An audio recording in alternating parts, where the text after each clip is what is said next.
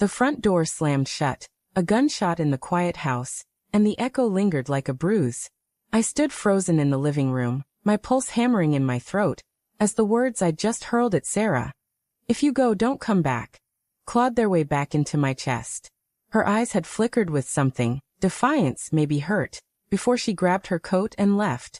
The silence now was suffocating, thick with the scent of her lavender perfume still clinging to the air. I wanted to run after her, to scream that I didn't mean it, but my feet stayed rooted, heavy with the dread that had been building for weeks. It started with small things. A phone turned face down on the counter. A laugh that didn't quite reach her eyes when I asked about her day. The way she'd linger in the bathroom. The soft glow of her phone screen illuminating her face through the crack in the door. I told myself it was nothing. Work stress maybe, or just the ebb and flow of 12 years together. But tonight, when she said, "I'm going out," her voice clipped and her eyes avoiding mine, something snapped. The words spilled out before I could stop them. Raw and jagged, slicing through the fragile trust we'd built. I sank onto the couch, the leather creaking under my weight, and stared at the coffee table. Her half-empty wine glass sat there, lipstick smudged on the rim like a taunt. My hands trembled as I reached for my phone. Thumb hovering over her name. Call her. Apologize. But what if she didn't answer? What if she was already with him? The thought slithered into my mind, unbidden, a venomous whisper I'd been ignoring for too long. I set the phone down, my breath shallow, and let the silence press in. The house felt alive with accusation. The ticking of the kitchen clock was too loud, each second a reminder of her absence. I wandered to the bedroom, hoping for distraction, but her side of the closet gaped open, a few hangers swaying slightly as if disturbed. A scarf, blue, her favorite color, lay crumpled on the floor. I picked it up, the silk cool against my fingers, and caught a faint trace of something unfamiliar. Cologne? No, I was imagining it. I had to be. But my heart thudded harder, and I shoved the scarf back into the closet, slamming the door. I tried to rationalize it. Sarah was loyal. She'd always been loyal. The late nights at the office, the weekend team-building trips, she'd explained them all. She was up for a promotion, she said, working herself to the bone. I'd believed her because I wanted to, because the alternative was a knife to the gut. But now, standing in our too-quiet bedroom, I couldn't shake the image of her slipping out the door, her lips tight, her eyes guarded. Where was she going? Why wouldn't she tell me? I grabbed my keys. I couldn't stay here, drowning in questions. The night air was sharp as I stepped outside, the streetlights casting long shadows across the pavement. Our neighborhood was quiet, the kind of place where people waved from porches and pretended everything was perfect. I climbed into my car, the engine's hum a poor substitute for courage, and drove toward the bar she sometimes mentioned, the Rusty Anchor. It was a guess, a stab in the dark, but I needed something, anything to anchor me. The bar was crowded, the air thick with cigarette smoke and the low thrum of music. I scanned the room, my stomach twisting. She wasn't here. Of course she wasn't. I was being paranoid, letting my imagination run wild. But then I saw her coat, red, unmistakable, draped over a chair in the corner. My heart stopped. I pushed through the crowd, ignoring the annoyed glances, until I reached the table. 2 glasses, one with her shade of lipstick. And across from her empty seat, a man. He was leaning back, casual, his dark hair falling over one eye as he sipped his drink. He didn't see me, but I saw him. I saw the way his fingers lingered on the glass, the way his smile was too easy, too familiar. "Excuse me," I said, my voice sharper than I intended.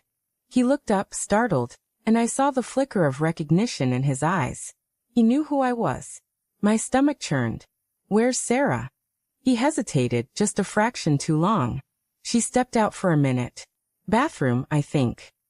His voice was smooth, practiced, but his fingers tightened around his glass. I didn't sit. I didn't move. I just stood there, my pulse roaring in my ears, as the pieces clicked together. The late nights. The guarded smiles. The cologne on her scarf.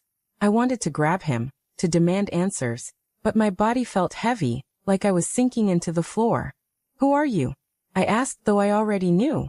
Not his name, maybe, but what he was. "James," he said, offering a hand I didn't take. "I work with Sarah." You must be Mark. Work. The word was a lie, and we both knew it. I could see it in the way his eyes darted to the side, the way his smile faltered. I turned and walked toward the bathroom, my legs moving on autopilot. The hallway was dim, the walls stained with years of spilled drinks and regret. I pushed open the women's bathroom door, ignoring the startled gasp from a stranger washing her hands. Sarah? My voice cracked, desperate. No answer. I checked the stalls, empty. She wasn't here. She'd slipped away, like smoke, leaving me to choke on the truth. Back in the bar, James was gone. Her coat was still there, abandoned, a cruel reminder.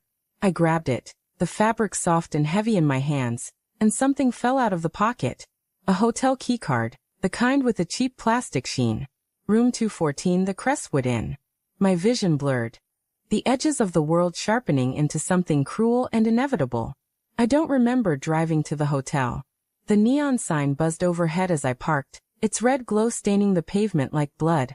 The lobby was empty, the clerk barely glancing up as I strode past. Room 214 was on the second floor, and each step up the stairs felt like wading through quicksand. My hand shook as I slid the keycard into the lock.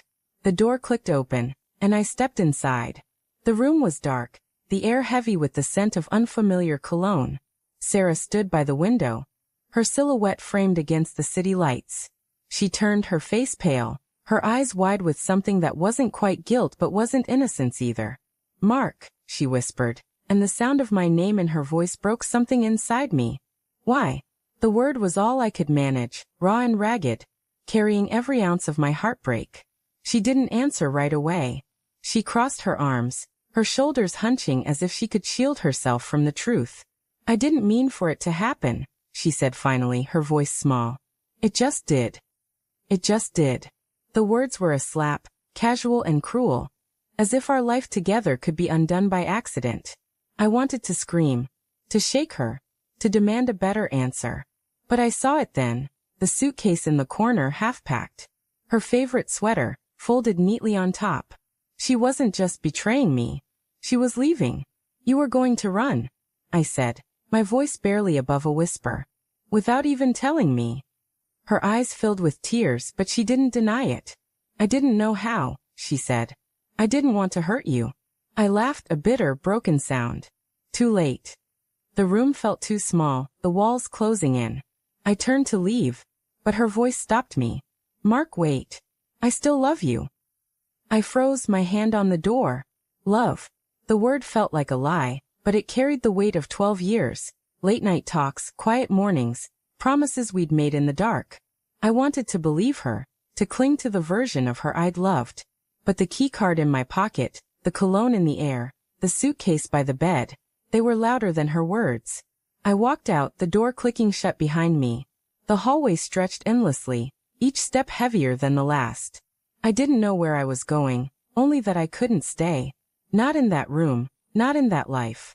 As I stepped into the night, the city lights blurred through tears I hadn't realized I was shedding. Sarah was gone, and so was the man I'd been. All that remained was the weight of her absence, and the unbearable truth that I'd always known.